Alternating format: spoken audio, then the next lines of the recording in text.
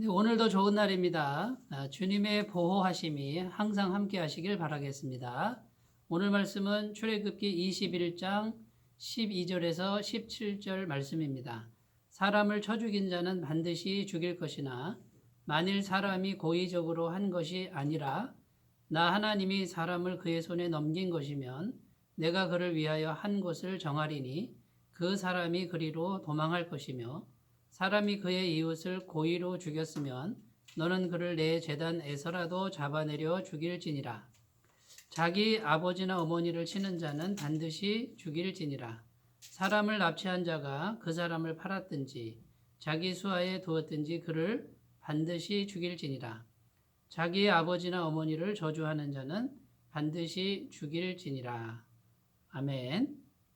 네, 오늘 말씀은 사람이 죄를 지었는데 그 죄가 정말 사람을 죽여서 결국은 사형의 그 판결을 언도받는 그런 범죄가 무엇인지 이것을 말씀해 주는 내용입니다. 오늘 말씀에 보면 반드시 죽일지니라, 반드시 죽일지니라. 이 말은 사형을 언도해라 라고 하는 그런 말씀이죠. 사형에 해당되는 죄 목록을 기록하고 있습니다. 그래서 이제 십계명 이후에 계속되는 내용은 구체적인 하나님의 율법에 대해서 출애굽기 말씀은 계속 우리에게 그 율법을 주고 계십니다. 그래서 하나님의 율법을 크게 두 가지로 나눌 수 있습니다. 첫 번째는 제사법이고요. 이 제사법은 죄인인 인간이 어떻게 하면 하나님을 만날 수 있는가?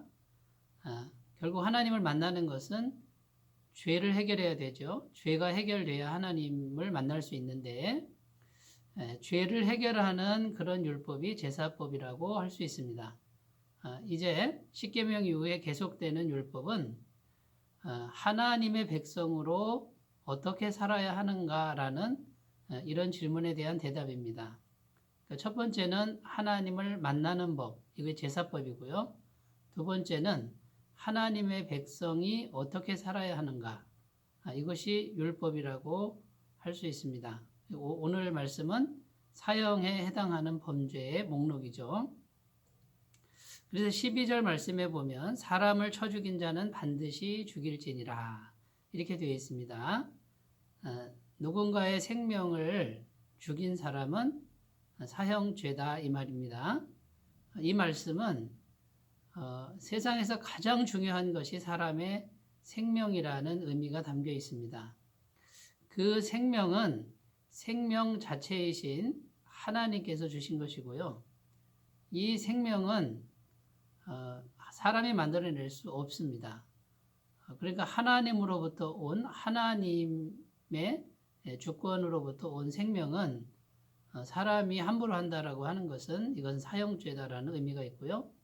생명보다 중요한 것은 없다라는 것입니다.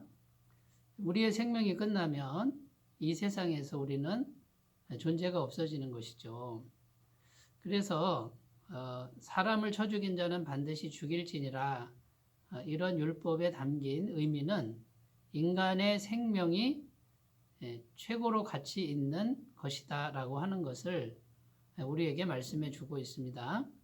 또 15절 17절에 보면 부모를 치거나 저주하는 자도 반드시 죽일지니라 이렇게 되어 있습니다. 생명이 어디서부터 옵니까? 우리의 육신의 부모로부터 오는 것이죠. 그래서 부모를 치거나 저주하는 자도 사형죄에 해당한다라는 것입니다. 결국은 생명의 근원되는 존재가 부모고 또 하나님이 생명의 통로로 사용하신 분들이 부모님인데 결국 부모를 치거나 저주하는 것은 하나님을 치는 것과 같고 또 저주하는 것과 같다라는 이것이 율법의 근본 정신이라는 것입니다. 그래서 우리가 인간의 생명을 가장 존귀한 것으로 여기고 그 다음에요 우리 생명의 근원이신 부모님을 가장 존귀한 분으로 여기는 이런 정신과 문화는 하나님 나라의 문화임에 틀림없습니다. 자, 두 번째 의미는요, 인간의 가치를 함부로 여기지 말라는 것입니다. 16절에 보면 사람을 납치한 자가 이렇게 기록되어 있는데, 사람이 가장 존귀한 존재인데 납치를 했다라고 하는 것은 사람을 수단시하고 도구화하는 것을 의미합니다.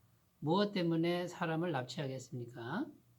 결국은 돈이 목적이 되는 것이죠. 이 돈이라고 하는 것은 생명이 없는 사람들이 사용하는 수단인데, 결국 사람을 납치한다 이 말은 사람보다 돈을 더 가치 있는 것으로 여겼다라는 것이 됩니다. 그리고 돈을 위해서 하나님께서 가장 귀하게 여기는 사람의 가치를 물건의 정도로만 이렇게 전락시키는 큰 죄를 범하게 되는 것이죠. 사람은 어떤 존재입니까? 그냥 태어난 존재가 아니라, 그냥 생겨난 존재가 아니라 하나님의 생명과 또 하나님의 형상을 담은 존재라고 성경은 증언하고 있습니다. 하나님은 이 세상에 다스리는 주인으로 사람을 세우셨다고 성경은 증언하고 있습니다. 여러분, 오늘날 물질 만능주의, 또 물질주의 시대에 정말 사람이라는 이 존재가 최고의 가치로 여김을 받아야 함에도 불구하고 돈 때문에 사람을 이용해 먹는 도구화하는 그런 풍조가 가득한 것이 참으로 안타까운 일입니다. 교회의 사명은 하나님의 형상을 회복하는 것입니다. 또 교회의 사명은 영혼을 구원하는 것이죠. 죄로 물든 영혼을 하나님께로 인도해서 예수님의 보혈의 은총으로 죄사함 받고 하나님의 참 형상을 회복해가는 그런 일을 감당하는 것이 교회의 사명인 줄로 믿습니다. 자, 세 번째, 오늘 말씀은 결과보다 마음의 동기를 중요시 여긴다라는 의미가 있습니다. 13절, 14절에 계속 반복되는 단어가 고의로라는 단어입니다. 사람을 죽이는데 고의로 했느냐 아니냐가 중요하다라는 것이죠. 마음의 동기가 중요하다라는 것입니다. 그래서 이 모든 우리의 범죄는 어디서부터 나옵니까?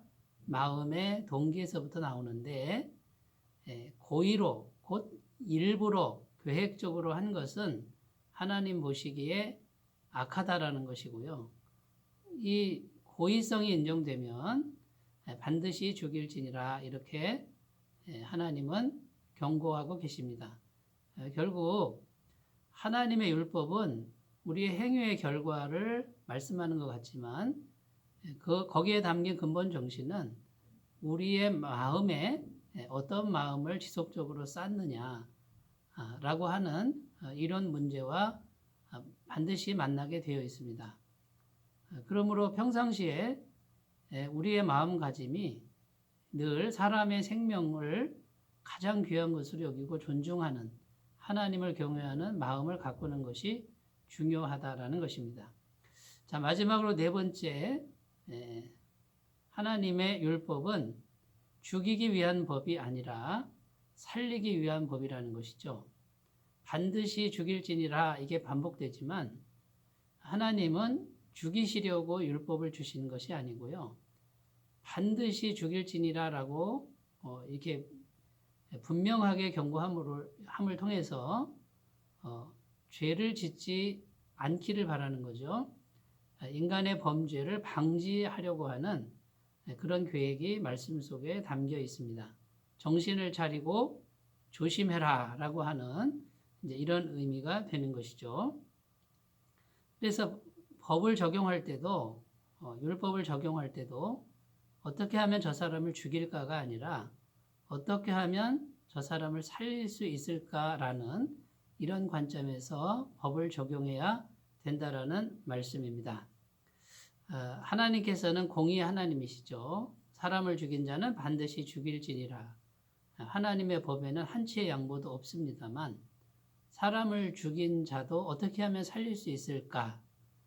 이것이 하나님의 율법에 담긴 근본 정신이고 그 율법을 완벽하게 이루신 분이 예수님이라는 겁니다. 예수님께서 십자가에서 대신 피 흘려 죽이심으로 우리가 죽어야 되는데, 어떤 죄인도 다 죽어야 되는데, 반드시 죽여야 되는데 예수님이 대신 죽어서 우리가 살아난 것입니다. 그래서 오늘날 더 중요한 게 무엇입니까? 예수님이 죽으시고 성령께서 우리에게 임하실 수 있게 되었습니다. 성령 충만하면 날마다 죄를 이기는 능력을 우리가 얻게 됩니다. 그 능력으로 승리할 수 있습니다. 자, 오늘 말씀 사형에 해당하는 범죄인데요. 정말 하나님의 주신 생명을 귀히 여기고 그 다음에 사람을 살리는 길로 나아가시길 바라겠습니다. 기도합니다. 하나님 아버지, 사람의 생명이 가장 귀하기 때문에 사람의 생명을 해한 자는 반드시 죽일지니라 하셨습니다. 이 말은 어떤 경우에도 사람을 죽여서는 안 된다라는 말씀이고요. 예수님의 십자가 복음으로 반드시 죽어야 되는 우리가 다시 살아났다라고 하는 이 크나큰 감격을 다시 기억하게 도와주옵소서. 예수님의 이름으로 기도드립니다. 아멘. 주님의 돌보시는 손길이 함께 하십니다. 감사합니다.